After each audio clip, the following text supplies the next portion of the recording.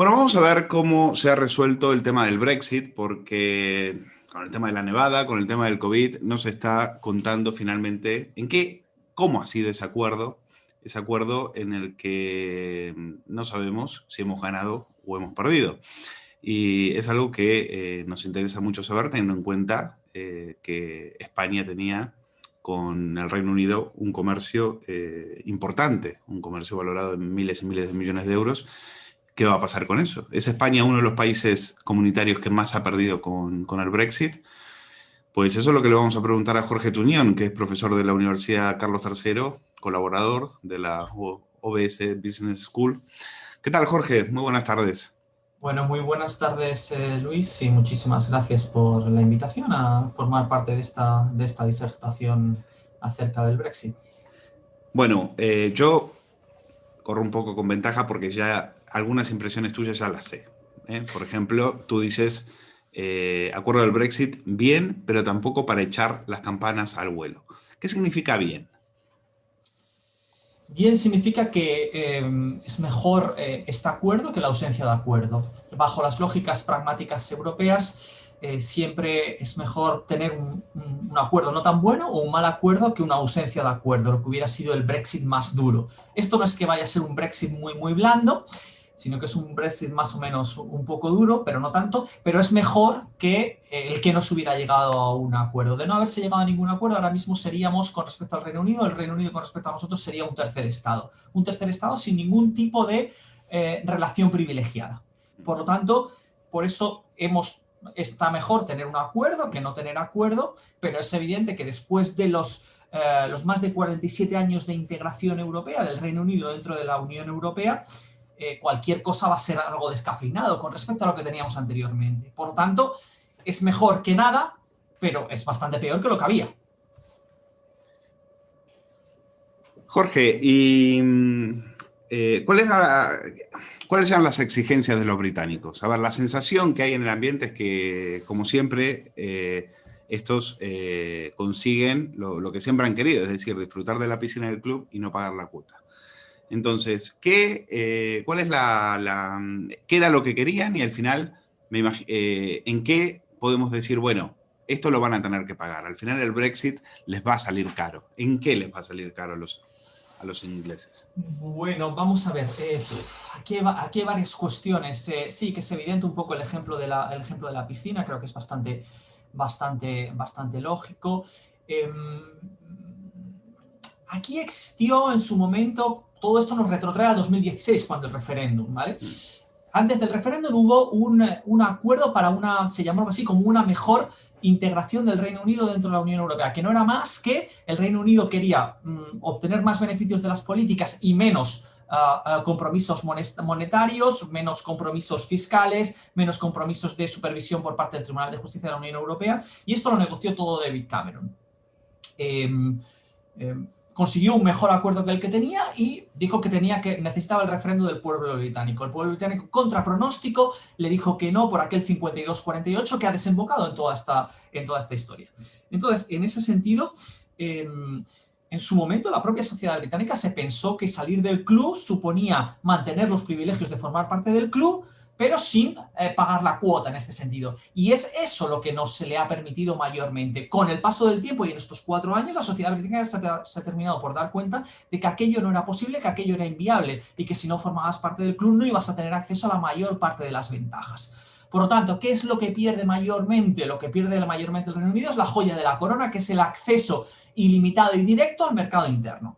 Es verdad que va a tener un cierto acceso, pero un cierto acceso limitado, que va a ser, o digamos que este acuerdo tiene más que ver con la parte de las mercancías y menos con la parte de los servicios, pero aún así no va a ser lo mismo que existía antes, es decir, es verdad que no va a haber en principio aranceles si se demuestra el origen europeo o británico de las mercancías, pero va a tener toda la burocracia aparejada, como si fuese un tercer estado.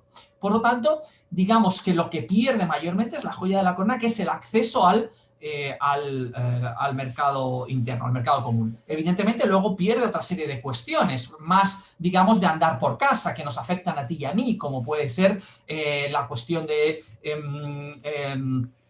la cuestión, por ejemplo, de los programas educativos Erasmus, del roaming en las telecomunicaciones, va a perder la cuestión de la famosa tarjeta sanitaria europea, etcétera, etcétera. Todo este tipo de cuestiones son cuestiones más como dice Enrique Fea, son más del Brexit de estar por casa o el Brexit de las pequeñas cosas, todas estas las pierde. Pero, evidentemente, el mayor problema tiene que ver con que ya no forma parte del club, por lo tanto, los mayores beneficios del club no los mantiene. Jorge, la City de Londres sufrió una fuga de 6.000 millones en acciones el primer día de bolsa tras el Brexit. ¿Qué lectura haces de esa reacción? Bueno, evidentemente, y por mucho que el storytelling británico, sobre todo de la campaña del Leave, haya sido otro, evidentemente la City iba a sufrir, aunque se nos decía no, pero bueno, los ingleses son suficientemente autónomos, tienen este capitalismo, este mercantilismo suyo que aún así no les va a afectar. Evidentemente les va a afectar, sobre todo porque primero hemos dicho que el tratado del acuerdo pondera de alguna manera las mercancías, pero no tanto los servicios financieros, con lo cual, ¿cuál es el primer resultado? Es decir, que una buena parte de las empresas europeas van a tener mayores restricciones de operar en Londres, de operar en la City, que de buscar otros mercados, de buscar otras capitales financieras. Con lo cual, evidentemente, va a existir un cierto aislamiento por parte del Reino Unido. Ellos han abogado porque tenían aquella privilegiada relación transatlántica con los Estados Unidos, que de alguna manera iba a sufragar o a suplir, digamos, las pérdidas que tuviesen con respecto al continente. Está por ver que esto vaya a ser así. Y de hecho yo creo que los números ya los han hecho y no les salen las cuentas de alguna manera. Por lo tanto, evidentemente sí, la City va a sufrir como capital financiera. ¿Cuánto se ahorra al Reino Unido al salir? Es decir, ¿cuánto pagaba? ¿De cuánto era la cuota del club? Porque ellos decían, la campaña era, con el dinero que nos ahorramos, vosotros los ingleses tendráis mejor sanidad pública, mejor educación, etcétera. Esa era la campaña que yo vi, de hecho, en Reino Unido en aquel momento. ¿Cuánto se ahorran ellos? A ver, sobre esto también hemos asistido a una gran cantidad de campañas de manipulación o de desinformación. Yo ahora mismo no te podría dar la cifra exacta, porque tendría que calcularla, pero nos podemos basar en la célebre cifra de las 300, de los 350 millones de libras semanales, ¿no? Que era aquello, recordemos el autobús de Boris Johnson, aquel autobús naranja, cuando decía, con esto vamos a sufragar el sistema británico de salud, etcétera, etcétera. Él, como en toda campaña desinformativa, decía medias verdades. Esos 350 millones eran la parte que el Reino Unido, digamos, lo que salía en la balanza de pagos. Lo que pasa es que está omitiendo cuál era la balanza de entradas. Es decir, como en todo presupuesto, yo tengo por una parte lo que gasto y por otra parte lo que me entra. El resultante de ambas cifras es la cifra total que me da. Evidentemente, el Reino Unido, al ser más rico que la media de los países de la Unión, esa balanza, digamos, de pagos le da negativa, es decir, paga más que lo que recibe, pero sin embargo, no en la misma proporción que lo pueden hacer Alemania, Francia o España. ¿Por qué? Porque Margaret Thatcher en el año 84, con la reformulación de la política regional europea, sobre todo por la entrada de España en la Unión, renegoció el famoso cheque británico, al cual no se había renunciado hasta la fecha, que implicaba que de esa cifra, es decir, de la resta de los pagos con respecto a los ingresos, se reservaba o la Unión Europea le devolvía 2/3 de ese resultante. Con lo cual, de esa cifra negativa se le han devuelto siempre al Reino Unido 2/3. ¿Qué suponía? Que, por ejemplo, ¿quiénes eran los mayores pagadores de esos 2/3, que son muchos millones que había que devolver al Reino Unido?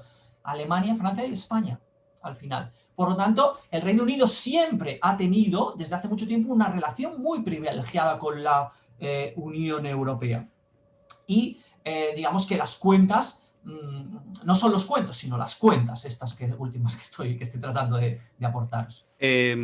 Tirando de hemeroteca, encontré artículos del 2017 en los que se decía que el Reino Unido iba a tener que pagar una factura de 100.000 millones de euros por salirse de la Unión Europea, que iban a ser las condiciones y demás.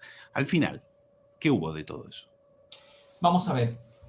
Esto, no sé esa cifra que se dio, a qué se refería exactamente, si era por digamos, la parte que iba a dejar de recibir. Te lo digo, eran casi 90.000 millones en concepto de los compromisos financieros que había contraído Reino Unido como miembro de la Unión Europea.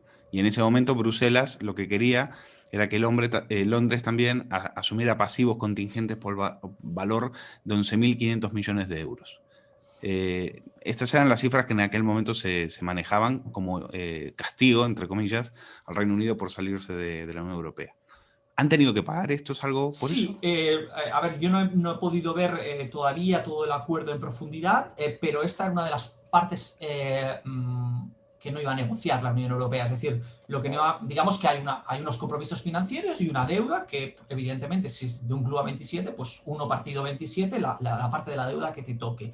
Y, evidentemente, eso era algo que la Unión Europea no estaba dispuesto a aceptar. Es decir, que la salida del Reino Unido sin pagar la parte de sus compromisos financieros y de su deuda. Tenemos que tener en cuenta en qué momento se ha hecho esta salida. Es decir, el modelo europeo se gestiona a través de periodos de marcos financieros plurianuales. Entonces estamos justo, por eso veamos la fecha, al terminar un marco financiero plurianual que es el 14 al 20. Justo acabamos de empezar, el pasado 1 de enero, el 21 al 27. Con lo cual entiendo que la fecha no es inocente, sino que precisamente lo que se ha buscado es que de alguna manera se cierre un ejercicio y ya el siguiente se comience sin el Reino Unido. Con lo cual entiendo que la mayor parte, es decir, aunque si tú te comprometes en el periodo 14-20 tienes que pagar 10.000 millones de euros, por ejemplo, si te vas en el 17 queda ese remanente que no lo disfrutas, pero realmente es que hemos terminado en el 20, con lo cual al no formar ya parte del marco financiero plurianual 21-27, digamos que esto sería menos problemático. Lo que sí es problemático es la parte de la deuda, ¿no? Que eso entiendo que lo han tenido que negociar. Jorge, ¿qué va a pasar con los españoles que están y las empresas españolas que están en Reino Unido? Pues digamos que se llevan la peor parte. Se llevan la peor parte de todo. A ver, la peor parte es para los británicos que están aquí, pero bueno.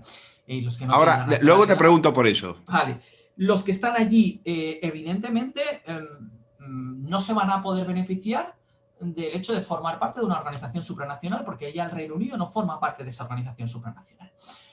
Por lo tanto, mayormente forman parte de un tercer estado. Es como si nosotros estamos no porque tenemos una relación privilegiada, te iba a decir en la Argentina, pero si estamos en cualquier otro país, por ejemplo, en China, en Australia, claro, donde queramos. Es decir, somos terceros, con lo cual, bueno, vamos a depender mayormente de los acuerdos bilaterales que tengamos entre cada uno de los estados. Sabemos que, por ejemplo, España con Argentina, por una cuestión histórica, tiene una relación privilegiada y en los cuales, por ejemplo, para acceder a la nacionalidad, pues se piden una menor cantidad de años que si vienes de otro estado, como por ejemplo incluso Italia, que forma parte de la Unión Europea. Por lo tanto, ahí ya entran las cuestiones bilaterales. Lo que sí ha tratado el acuerdo del Brexit es decir, que de alguna manera no se discrimine por nacionalidad dentro de la Unión. Es decir, que si a los españoles hay una serie de requisitos para las visas de trabajo, pues que a los polacos sean idénticas, que a los italianos sean idénticas, etcétera, etcétera. Es decir, que no hay una discriminación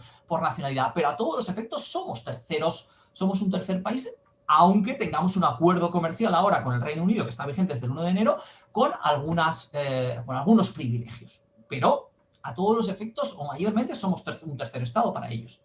¿Y qué plazo le dan a esos españoles para que regularicen su situación?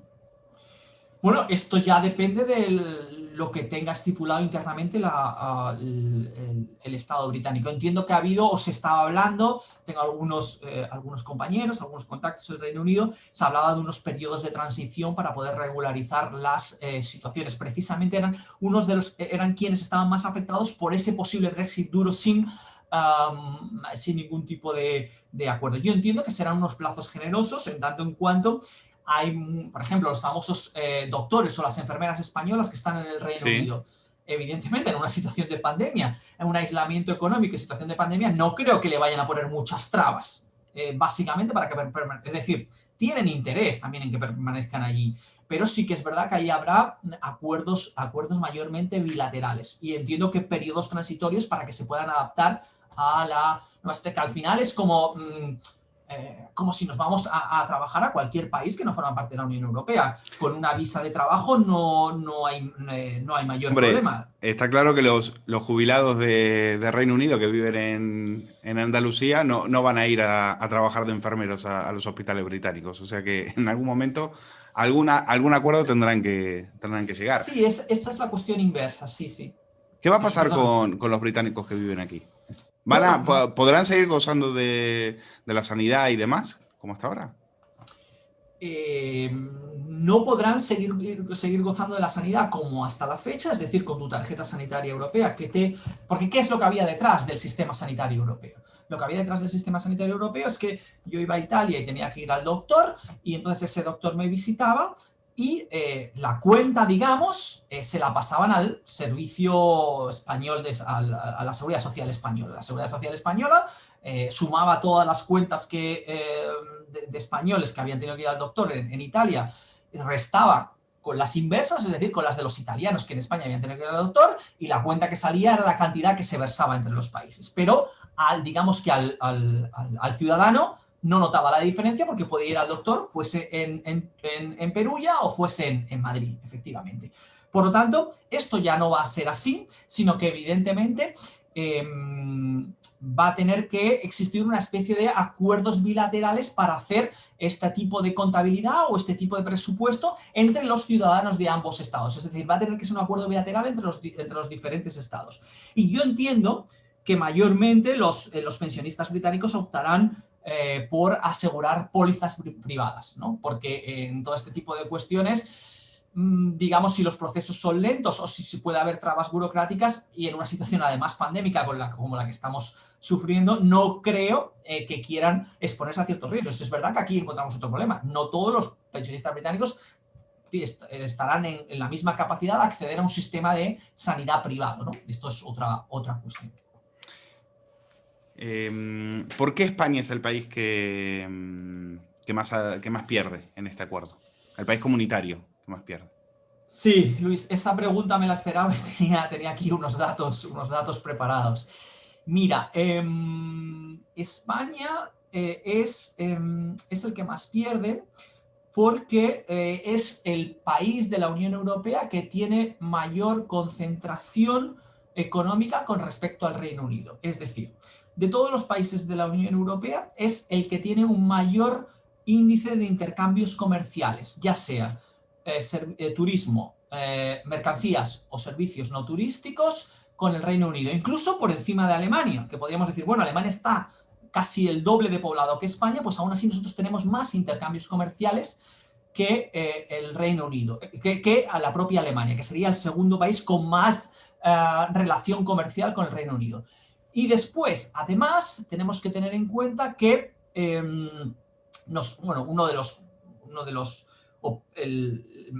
la variable más destacada del PIB español es aquella que tiene que ver con el turismo. No el turismo que hemos hablado antes, el de los pensionistas, sino el turismo no residente. Pues bien, en España el turismo no residente que llega a España es prácticamente el doble el que llega del Reino Unido que el que llega del segundo y el tercer país, que son Francia y Alemania. Un momento, detente ahí. Es decir, ¿qué vamos a hacer a partir de ahora? ¿Qué sería lo más inteligente? Porque si España dijese, teniendo en cuenta la cantidad de millones de turistas británicos y el dinero que se dejan aquí, que es fundamental para nuestra economía, viendo que el turismo es esencial, ya que no tenemos casi industria ni otra cosa, ¿qué tendría que hacer España? Si España quisiera, por ejemplo, decirle al Reino Unido, a partir de ahora, los que se vengan a hacer turismo no necesitan visa, ¿España lo puede hacer o lo tiene que negociar antes con la Unión Europea? Vamos a ver, son antes de la pandemia unos 22 millones de británicos, vienen al año de los en torno a 85, 86 según el año millones de turistas que tenemos. Todo esto son datos fuera de la pandemia, con lo cual estamos hablando de prácticamente un cuarto, un 25%. Entonces, evidentemente, aquí es un problema grave porque nosotros, el modelo europeo como funciona es como una frontera común. Es decir, una vez que tú entras a Europa, tú ya te puedes desplazar libremente por Europa. Con lo cual, nosotros no podemos, digamos, bajar los estándares de requisitos para la entrada en la Unión Europea en tanto en cuanto después esa persona se va a desplazar libremente por todo el territorio, europeo. Por lo tanto, tenemos que evidentemente llegar a acuerdos acerca de, entiendo que van a ser acerca de tratar de bajar las trabas administrativas para la recepción turística. Y en ese sentido, pero eso tenemos que hacerlo de la mano del Reino Unido, porque una vez que entra un británico a la Unión Europea, ya tiene libertad de movimientos dentro del conjunto de la Unión. Por lo tanto... No, tendría que hacerlo de la mano de Bruselas. Claro, claro, claro. Efectivamente, España tendrá que ir de la mano de Bruselas para tratar de que las trabas administrativas a los turistas británicos sean las menores posibles, porque evidentemente el turista británico, si ve que tiene muchos problemas para venir a las Islas Canarias o Baleares, pues va a decir, bueno, pues me voy a Marruecos, que es más fácil, me voy a Turquía, etcétera, etcétera. Entonces, para evitar precisamente esa cuestión, tendrán que, de la mano de Bruselas, tratar de que esas trabas burocráticas sean las mínimas posibles para no perder competitividad con respecto a otros mercados turísticos. ¿Qué sectores son los más afectados? Yo tenía entendido que el sector agrícola, por ejemplo, en España, comerciaba y mucho con Reino Unido. ¿Cuáles crees qué empresas españolas son las que más van a sufrir? Aparte del turismo, que ya lo hemos dicho. Sí, el turismo va a sufrir, el agrícola, evidentemente, sobre todo frutas y hortalizas que llevamos allí. Y después tenemos mucha relación por lo que respecta a las tecnológicas, sobre todo al sector de la telefonía. Tenemos grandes intereses también con ellos. Y el sector bancario. Sector bancario sobre todo. Bueno, por ejemplo, el Banco Santander tiene una relación muy estrecha con el ABI en el Reino Unido. Es decir, que son esos 4 sectores mayormente: el turístico, el agrícola, el de las telecomunicaciones y el bancario. Son los que van a tener mayores consecuencias. Bueno, pues vamos a dejarlo aquí. A ver cómo... ¿Esto es definitivo, Jorge? ¿Ya, o lo van a revisar? Porque cuando veíamos lo de Gibraltar, decían que era temporal. Decían, bueno, de aquí a 6 meses y luego después como que iban a firmar un nuevo acuerdo. Sí, a ver, una de las cosas positivas que tiene el acuerdo del Brexit, más allá de la cuestión de Gibraltar, que es una cuestión, porque allí el Reino de España lo que estipuló es que, como España nunca ha renunciado a la soberanía sobre Gibraltar, que la cuestión de Gibraltar se tratase de forma bilateral y correcto, no a través de Bruselas. Pero más allá, al margen de la cuestión de Gibraltar, uno de los puntos tal vez positivos del acuerdo del Brexit es que el acuerdo del Brexit habla siempre que es un acuerdo de mínimos, con lo cual es un acuerdo que podrá mejorarse en un futuro. Vamos a pensar que el Reino Unido se da cuenta del desastre de decisión que ha tomado y que a la Unión Europea también le viene mejor, ¿no? Tener mayor intercambio comercial con el Reino Unido. Por lo tanto, que deciden no ser tan restrictivos y hacer un mejor acuerdo, o un acuerdo que limite menos las transacciones de servicios, por ejemplo, dentro de 3 años. Bueno, pues es un acuerdo abierto. Por tanto, es un acuerdo de mínimos que podría mejorarse en un futuro. Es decir, que todo este tipo de cuestiones podrían... Es decir, de alguna manera es una ventaja, pero también es un inconveniente, porque es la historia del Brexit de nunca acabar. Porque si siempre se puede estar negociando, nunca hemos terminado. Perdona que la última. ¿Por qué crees que es un desastre para el Reino Unido? Bueno, es un desastre para el Reino Unido porque, sobre todo para las empresas y para los ciudadanos británicos, porque no van a poder acceder a una serie de cuestiones que ya damos por hechas y que nosotros estamos habituados. Es cuando salimos de Europa cuando nos damos cuenta de que el resto del mundo no se puede salir del país sin pasaporte, que no tenemos servicios de roaming, que no tenemos las políticas europeas que nos permiten, por ejemplo, en el caso español, reconstruirnos las carreteras, los aeropuertos, las playas, la alta velocidad, la propia universidad en la que yo doy clase está financiada con fondos europeos. Es decir, todo eso, es decir, está muy bien decir que formo parte de un club que no me deja hacer lo que a mí me da la gana, pero claro, luego cuando ya no, como decías antes, cuando yo no puedo disfrutar de la pileta es cuando entonces me doy cuenta de que a lo mejor no estaba tan mal, aunque solo me dejaban entrar de 12 a 2, ¿no? Pero bueno, entonces sí me doy cuenta. Entonces, evidentemente, para ellos van a tener problemas financieros, económicos, en muchos sentidos van a convertirse en un tercer estado, cuando eso no sería problema con otros países que nunca han tenido una relación de integración privilegiada, pero después de 47 años tener que volver atrás, bueno, pues cuando uno se acostumbra a comer bien ya no le gusta solo comer pan, ¿no? Entonces quiere seguir comiendo bien, chuletas. Y bueno, eso es lo que tenemos. Bueno, pues lo vamos a dejar aquí. Jorge Turión, profesor de la Universidad Carlos III y colaborador de la OBS Business School. Gracias por estar con nosotros y darnos esta radiografía de lo que ha sido el Brexit. Y bueno, yo creo que más adelante volveremos a hablar, porque esto me parece que no ha acabado aquí, ¿eh? Nada, seguro. Muchísimas gracias, Luis, por la oportunidad y a vuestra disposición para lo que podáis necesitar. Un saludo y que tengamos buen final de pandemia hasta las vacunas, por lo menos.